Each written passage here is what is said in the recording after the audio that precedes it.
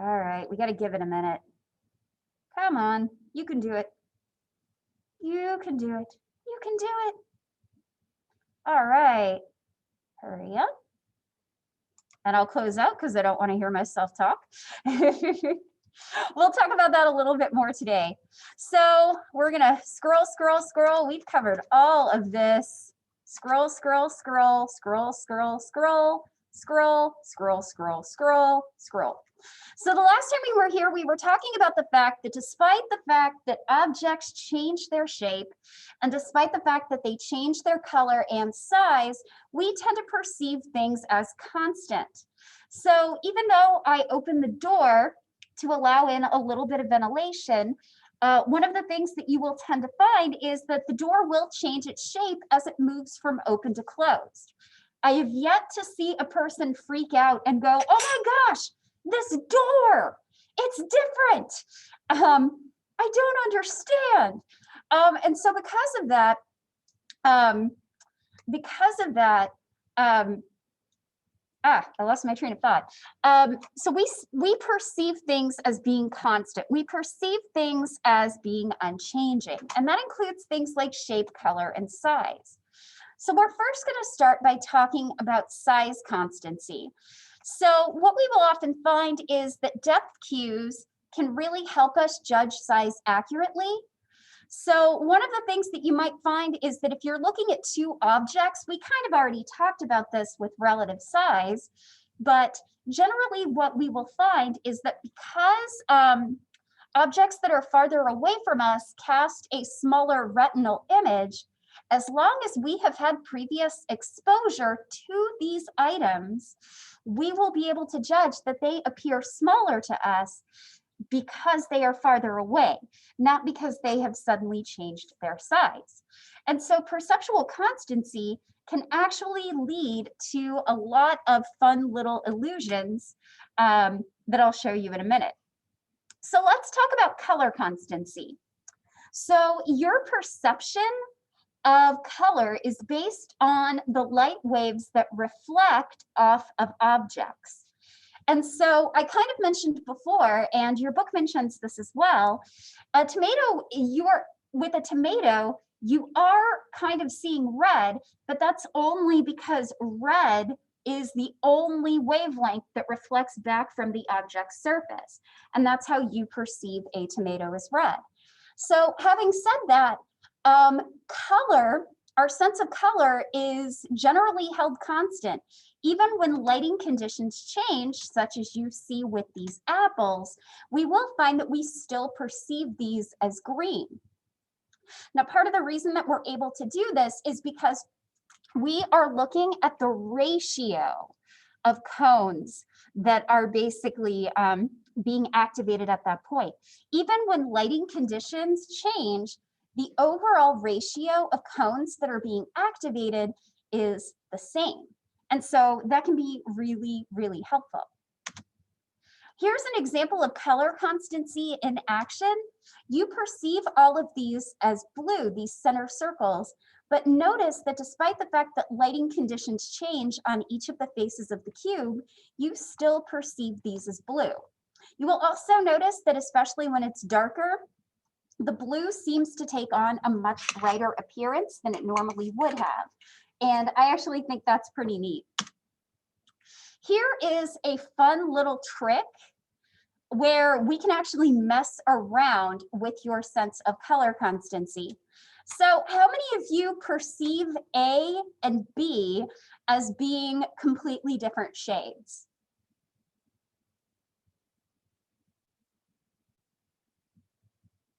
What if I told you that they're actually the same color? So here is how it kind of works. So this cylinder casts a shadow upon this checkerboard. What you're going to notice is that A and B are actually the same color. You can mess around with this in different software, and you will actually find that they're the same shade. But what's happening is your brain sees this shadow and assumes that because B is dark, that it must be because of the shadow that was cast by the cylinder. And so what we end up doing is we discard we almost mentally discard some of the shading on B to make it appear lighter than it actually is. Here is a fun little illusion that shows you how this can work in 3 dimensions. Again, don't judge me for my YouTube content.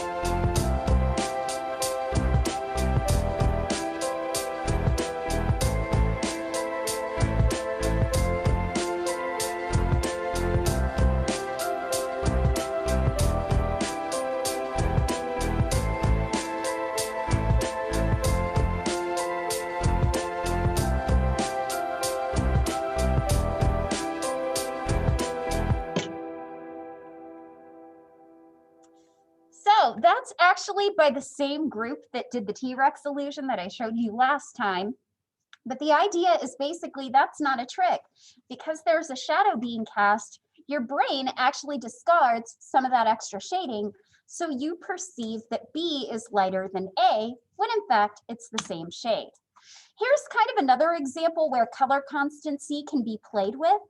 In this case, what you are looking at are blue and green spirals against an orangey pink background. But here's the thing. These spirals, these blue and green spirals, are actually the same color, but you don't actually perceive them as being the same color. You can kind of notice that they're about the same shade if you look at the edge of the figure, but the green ones are intercut by orange, giving them a warmer appearance. Our blue spirals are intercut with that pink purple, giving them a cooler appearance. So we have the perception that these blue and green spirals are in fact the same shade when they are not. That's fine, thank you. Make sure that you're social distancing where you can. All right. So here are a couple of examples of shape and size constancy. So here, both of these monsters are in fact the same size, but because we've played around with some of our monocular cues, such as linear perspective, this monster appears much larger than the monster that he is chasing. You can actually see this here as well. Because of linear perspective, we perceive these lines as being larger than the smaller lines down here when they're actually the same. So context really matters in judging size and distance. So one of the most famous cases where context really matters is what is referred to as the molar liar illusion. In this particular instance, these lines are actually the same length, but we often perceive that this line is larger or longer than this line, largely because of these outer corners. That creates a perception of length that is not there otherwise. Okay, so really quick, we're gonna watch a quick video of the Ames room. I will mention that this will probably get a copyright claim when it posts on YouTube. So if you're watching this later, I may have to trim this out, but I hope that's okay. We'll watch what we can.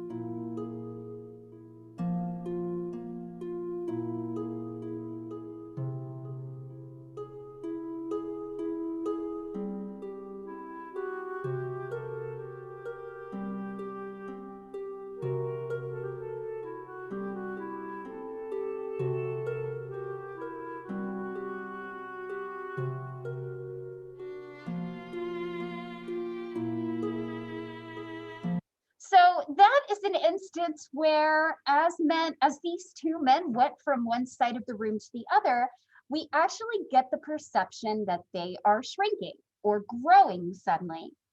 And the reason that that works is because of the basic idea of something called the Ames room. And you do not need to write this down. This is more for your own enrichment than anything else. But oftentimes the Ames room works like this, where we have a very clear difference in size perception. But the reason that this happens is because the room does not actually have the dimensions that we think it does. So typically people will perceive this room as being square or rectangular, like many rooms are. And in this instance, it's actually more parallelogram shaped, and it's also on a bit of a slant. So the girl that appears larger in this instance is higher up and is also closer to the viewer. Additionally, the person who appears smaller is farther back and angled a little bit more downward. Because of the way that the room is constructed, and because of the fact that you have to view it through a pinhole, we often have the perception that this is in a rectangular room, and it creates a very clear difference in size perception because we have basically hacked what this room looks like. Cultural context also plays a role in what we perceive, and I talked about this a little bit in your book. So researchers have actually found that when you present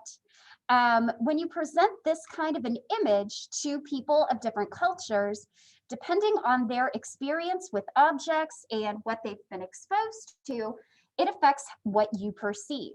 Now, most of us who are viewing this image would perceive people inside of a house, that maybe this is part of a wall or a chimney, and that this is a window. For certain groups of East Africans that researchers studied, this is actually not perceived to be a window, but rather a box, because at the time, for certain groups in East Africa, when the researchers were collecting this data, boxes or water was often carried on heads. And so because of that, that created a difference in perception. Here are a couple of fun visual illusions, and then we are going to move on to talk about hearing. So stare at this elephant, and I will bet you anything that the longer that you stare at this elephant, the more confused you will become.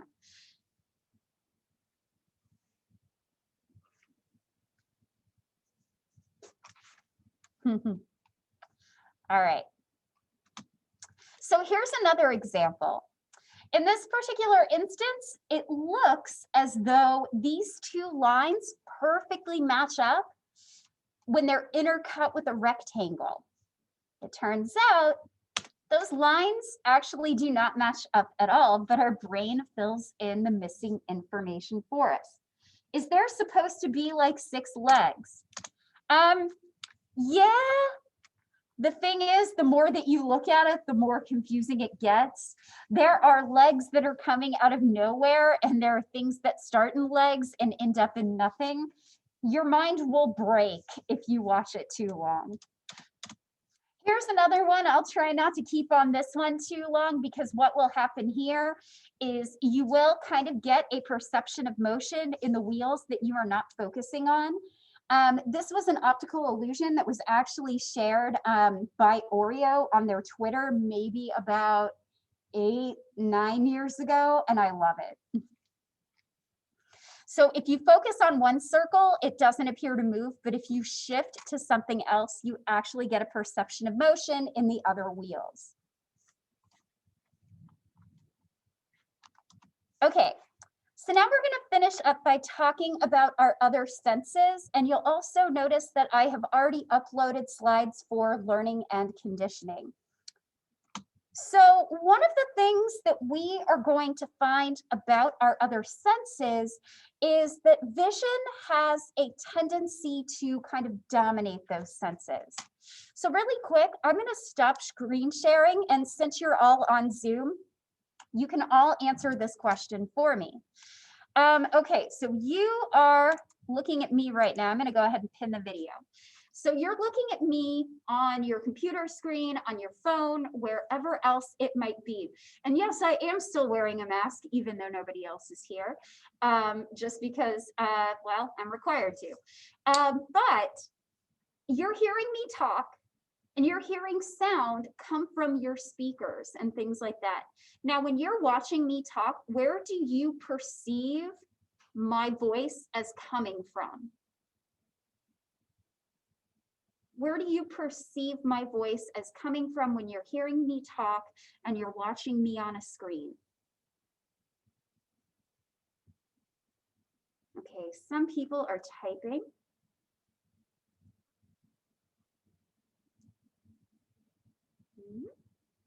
I can wait.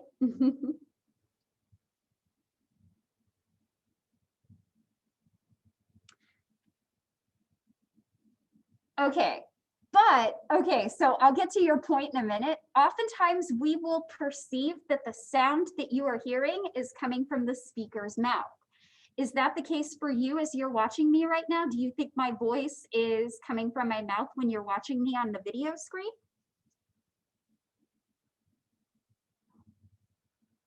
Yep, okay, yes, beneath the mask. The mask does add a little bit of a barrier. So we have this perception that sound is coming from the speaker's mouth when we watch them on a TV, on a movie screen, or so on, and or something like that. Is that actually where the sound is coming from? Where's the sound really coming from? Okay, Dee kind of mentioned it. My speaker is under my computer, so it sounds like you're talking behind my computer. But Dee hit it. So we have this perception that sound is coming from a speaker's mouth. That's not where the sound is actually coming from. The sound is actually coming from the physical source of the speakers. So even though you perceive it as coming from my mouth, it's actually not. And this is very famously referred to as the ventriloquist illusion. And so the next time that you watch something on your phone or you go to a movie theater, whenever that might be, you know, think about that. You're going to perceive sound as coming from mouths, but that's not really where it's coming from at all. So this is what's known as visual capture. Vision has a tendency to really dominate our other senses. And so vision is our most used sense. It has a tendency to dominate. But we're going to talk about hearing now. So whereas with vision, we were talking about physical stimulus energy in the form of light, hearing, we are dealing with the physical energy of sound waves that move through the air and cause molecular collisions. So how many of you have had this happen where you're having trouble hearing something on your phone? Have you often found that if you put your phone next to a wall or a corner or something like that, that you can hear it better? You probably do. And that's because sound requires molecular collision. The reason that you can't really hear anything in space is because space is by and large a vacuum. So we have these sound waves that create changes in air pressure. And just as we can talk about the wavelength of a light wave or of light or color, we can talk about a wavelength of sound. So we're going to talk about two components of a sound wave that really matter. So we're going to talk about amplitude, which is the height of the peak of the sound. And we have what is called the frequency, how many rotations from up and down that you get. So amplitude contributes to our perception of loudness. So really quiet sounds have a smaller amplitude. Really loud sounds have a bigger amplitude. Frequency corresponds to our understanding of pitch. So the more rotations we have up and down and up and down and up and down, the higher the frequency. Lower pitched sounds have a lower frequency. Higher pitched sounds have a higher frequency. So how does hearing actually happen? So hearing, this is a very, very simple way that this works. So sound waves travel through the air. And so they are going to be funneled. If you've ever really thought about why your ear has all of the little grooves that it has, that is largely because your ear, your outer ear, is designed to funnel these sound waves into your ear canal. Now, those sound waves are going to go into the ear canal and they're going to vibrate against the tympanic membrane. You might better know the tympanic membrane as the eardrum. So then the eardrum is vibrating with the sound waves. That causes 3 tiny little bones that are directly attached to the eardrum to move. These bones are referred to as the hammer, the anvil, and the stirrup because of what they look like. So the hammer, the anvil, and the stirrup basically pump like little pistons to amplify the sound as it travels to the inner ear. The inner ear is made up of this little bony snail-shaped organ called the cochlea. And inside of the cochlea, we actually find the sensory receptors of the cochlea. The cochlea is filled with fluid and all of these hair cells are embedded inside of it. So as the little bones pump, they're going to pump against this tiny membrane called the oval window. And when the oval window of the cochlea moves, all of the fluid inside of the cochlea will move. And that will cause the hair cells to bend back and forth. And what we'll find is that that hair cell bending helps us code for things like pitch, and it also helps us code for things like volume.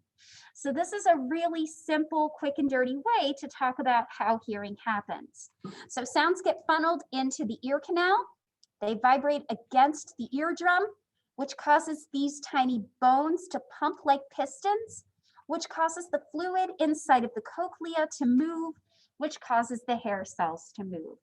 And the hair cells are the primary sensory receptors of our auditory system. These hair cells have axons that form the auditory nerve, and that information moves from the auditory nerve to the brain. So the cochlea can help us code for things like loudness or pitch, and also the complexity of a sound. But locating sounds is going to be a little different. Now, one of the things that's actually kind of nice about our ears is that they're rotated 180 degrees from each other, which means that when you hear a sound, odds are pretty good, it's going to hit one ear before it hits the other.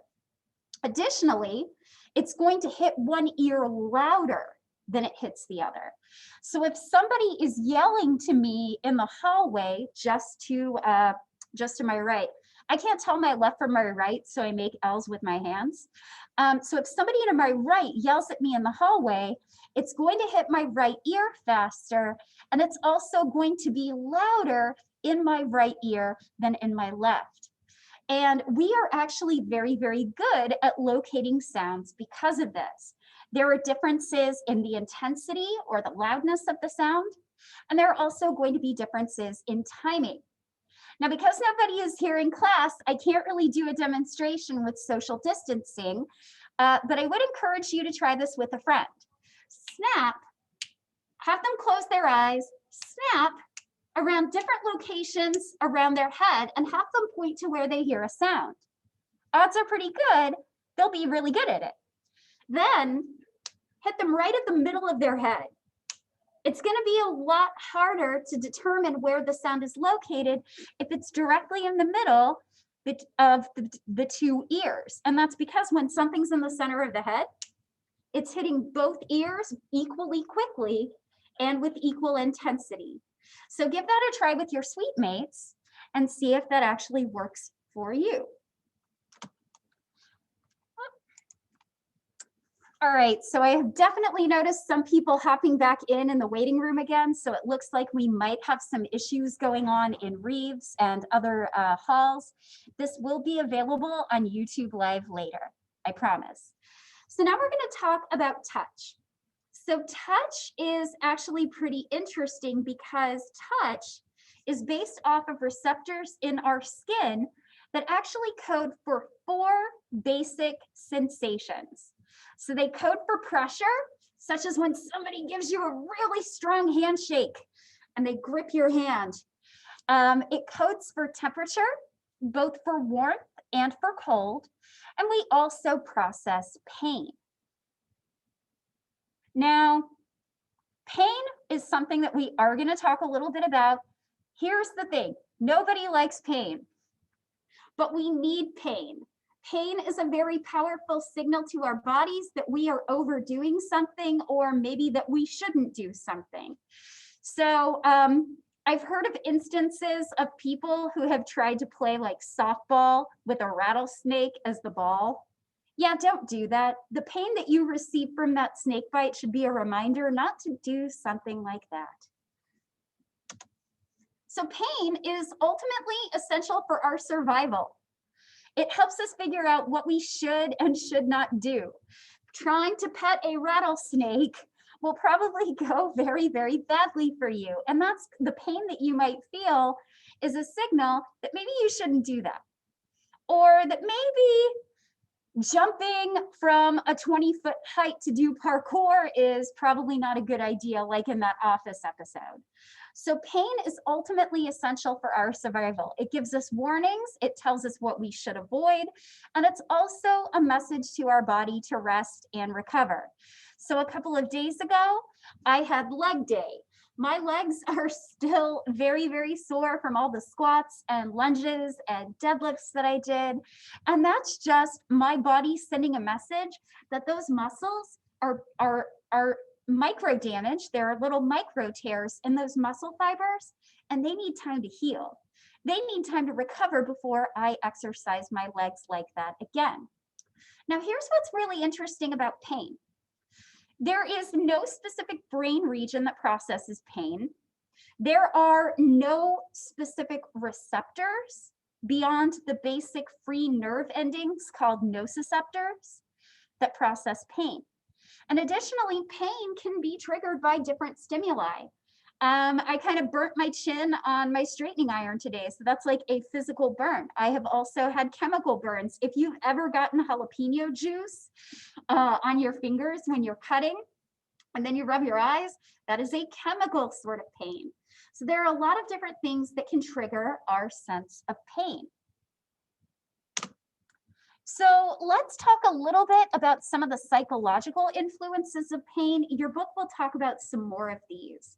Now, what's actually kind of interesting with respect to our memory of pain is that we often remember the peak of pain, and we typically tend to remember the amount that we felt at the end. So we remember what it was like when the pain was at its worst, and we remember how it felt when the pain was over.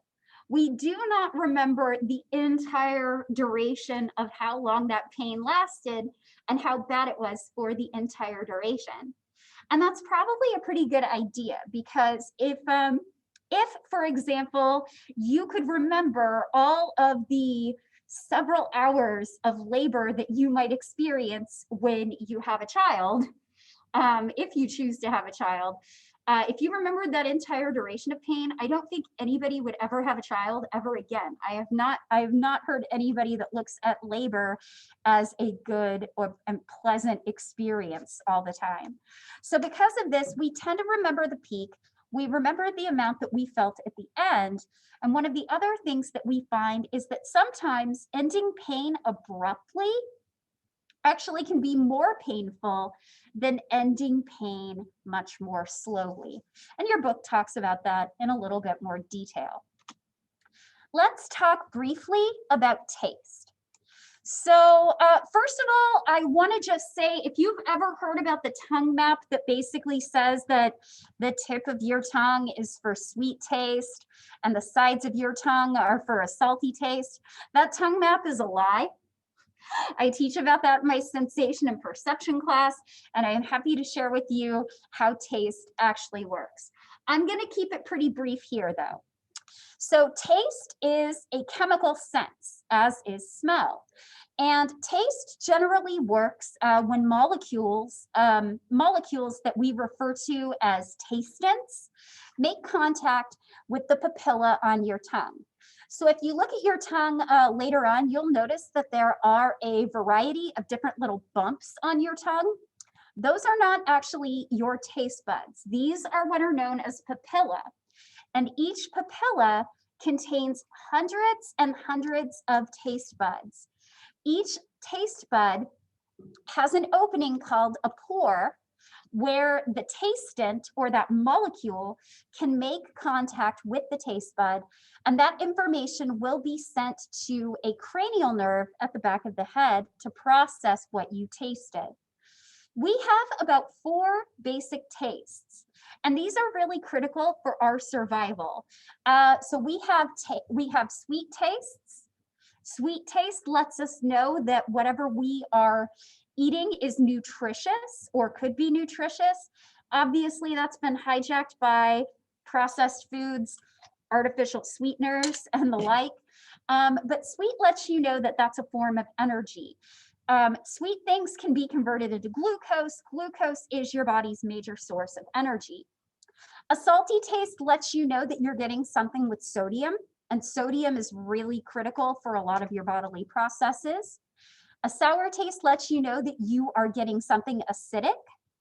And then a bitter taste, like black coffee, typically indicates that you could be dealing with something like poison, but there are plenty of bitter tasting things that are not poisonous, including black coffee and certain types of vegetables.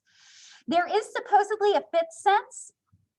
Whether or not it actually is a fifth sense is in doubt, but this is what's known as umami. And umami is kind of an earthier kind of taste, like fresh chicken or mushrooms, and also a lot of foods that have monosodium glutamate can also have kind of this earthy umami type taste. So one of the things that's kind of notable about taste is that taste does not work alone. Taste works with smell. And so this is a process known as sensory interaction. Your senses influence each other. So if I came up to you with a plate of green scrambled eggs, I know what some of your first thoughts would be. Oh, it's green eggs and ham. But how many of you would want to eat my green scrambled eggs? Would anybody here eat green scrambled eggs?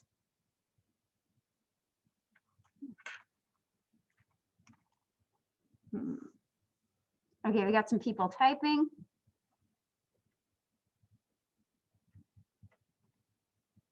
Who would eat green scrambled eggs? Let's see. Come back. I wouldn't. Mariah says probably not. Lightness says I wouldn't. Trinidad says they taste the same, so yes. I mean, I don't care, sure. I mean, you're like, free eggs from Dr. Gilchrist. Awesome. So some of you would, a good chunk of you probably would not. Now that's a case where your sensory interaction is coming into play. You expect eggs to be, the green adds a little flavor. Pandora, I always appreciate your sense of humor with this. In kindergarten, they would do this. Gabby's saying this. In kindergarten, when they would do this, I would freak out. So no, I wouldn't. Looks gross, even though they are the same. And that's fine. That's a case where your senses are kind of interacting with each other. Even though taste is there, if you're noticing that they look a color that you're not expecting, you might not like it as much. So there was a time in the early 2000s where, and y'all might remember this, I don't know, depending on your ages, they decided to make ketchup more fun, more extreme. And so they made like purple and green ketchup. And I don't care if anybody served me purple or green ketchup, I would not eat it. That is not a color that ketchup is supposed to be. Now, one of the other ways that this sensory interaction tends to work is through smell. So your sense of flavor and your sense of taste is impacted by smell. And that's because your nasal cavity and your oral cavity, which is your mouth, are interconnected. If one of those is not working 100%, that will impact the other. So for people who are struggling with anosmia, temporary loss of their sense of smell with COVID-19, they are actually also temporarily losing their sense of taste. So flavor is impacted by smell. Your expectations will also play a role. Your book talks about an instance where people were given an item that contained meat. I believe it was a sausage roll. It had meat in it, but people were told it was vegetarian. I hope they didn't give this to any vegetarians. I think they just gave this to meat eaters. But it had sausage in it, but they were told that it was a vegetarian option. People tend to like it less, despite the fact that it tastes the same as a sausage roll. Our brains expect something that is a vegetarian option to not taste as good as the option that actually has meat. So your expectations do impact how you sense things. So smell kind of works similarly. Like taste, it is a chemical sense, but it's not necessarily as good as some of our other senses. For us to smell something, we have to come into pretty close contact with it. And so again, this is a chemical sense. So we are going to basically sniff, in this case, a rose. Molecules of the fragrance, which are called odorants, so we have tastants and we have odorants, will enter the nasal passage. They'll make contact with receptor cells in the olfactory membrane, and these different clusters of olfactory cells basically work together to help us figure out different types of odors, and they will make contact with the olfactory bulb. So, which is directly located right here, just above an area called the cribriform plate, a small little bony register between the nose and the brain. So this is the one sense that does not use the thalamus. Smell has, we don't actually know as much about it as other senses, but it does have a pretty strong relationship to food. Here's another thing that it's very helpful for. It helps us warn us about dangerous food. How many of you have opened up milk and it smells bad? Are you gonna drink that milk? Who's gonna drink the sour smelling milk?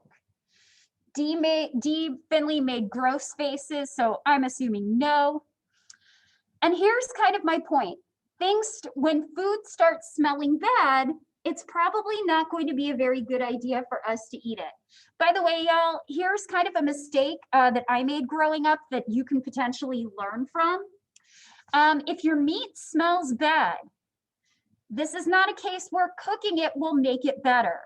First of all, cooking will make the smell worse, and it will also still make you sick if you eat it. I once opened a packet of chicken that I got in graduate school, and it smelled bad. And I thought if I cooked it, that would make the nasty smell go away and that would get rid of the problems with the food. It didn't. Thankfully, I did not eat that chicken. If it smells bad, just throw it out. Don't take your chances with it. So it can warn us about dangerous food.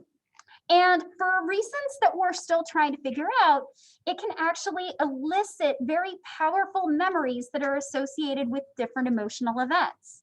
So there are scents that I haven't smelled in years. And all of a sudden I'll be like, are you wearing Calvin Klein's Euphoria? Oh my gosh, my mom used to wear that perfume. And so scent has a way of bringing up memories that we haven't thought about in a long time for reasons that we are still trying to figure out. So folks, it is about 10:31. I don't really want to introduce any new material right now. So here's what you can expect from me over the weekend. I'm going to go ahead and pre-record a section of learning and conditioning. It'll take about class time. So if you need to break it up into smaller chunks and watch it, that's fine with me. But I'm going to pre-record that. I'm going to make that available for you this weekend. I'd like you to watch it by Monday so that we can go into Wednesday without having to review. And on Monday, if you would like to take part in the experiment, make sure that you are on Zoom. or make sure that you are here in class. Thank you so much for being here. I hope I have some actual people here in class. But even if I don't, I'll still teach. And I hope to see you all on Monday. Have a wonderful day, and I will see you. Have a good weekend. Take care, everybody. Bye. Oh, let's stop the stream first.